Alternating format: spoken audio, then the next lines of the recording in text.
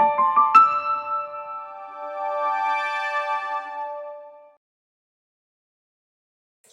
Students, अब हम study करेंगे kingdom to protista.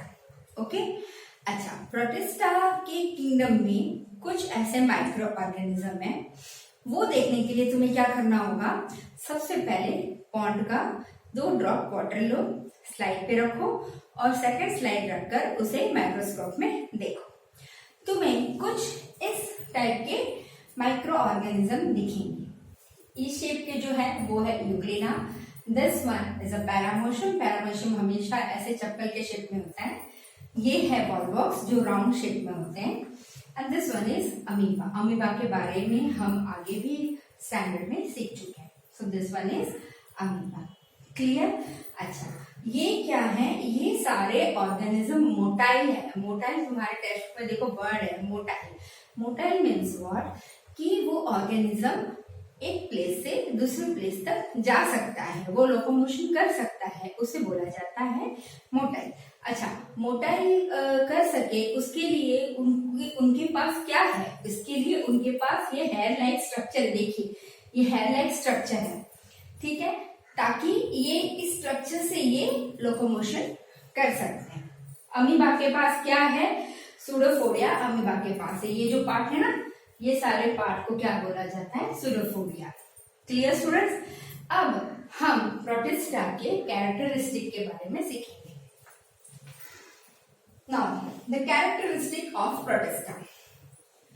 It's a single cell organism with well defined nucleus enclosed in a nuclear membranes. I repeat, it's a single cell organism with well-defined nucleus and which is enclosed in a nuclear membranes. यानी ये जो protista kingdom में जितने भी bacteria है उसके अंदर क्या है? न्यूक्लियस है, ठीक है, और उसके आसपास क्या है? Nuclear membranes. Nuclear membranes means what? कि न्यूक्लियस के आसपास होता है। जैसे ये न्यूक्लियस है, मैंने यहाँ पर देखो एक लाइन ड्रॉ कर दी, ये क्या है? Nuclear membranes. मतलब वो न्यूक्लियस उसके अंदर होता है, ये न्यूक्लियस मेम्ब्रेन्स उसको बचा के रखता है, ठीक है।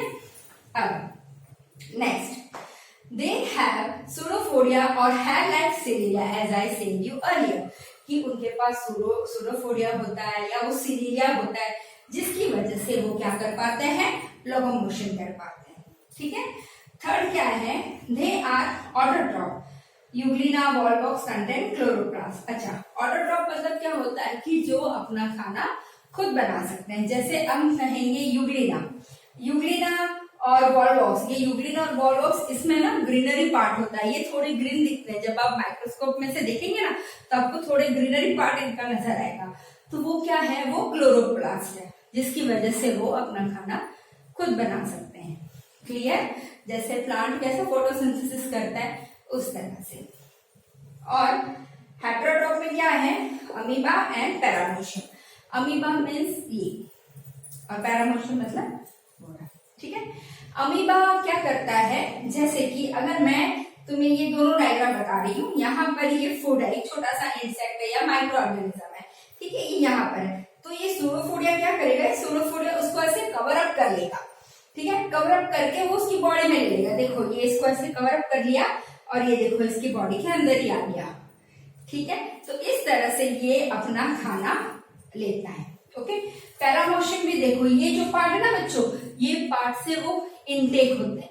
जो भी ऑर्गेनिज्म होगा वो यहां से अंदर आ जाएंगे, फिर बाहर नहीं जा पाते हैं। Clear? So paramecium and amoeba are heterotroph while the euglena and volvox are autotroph.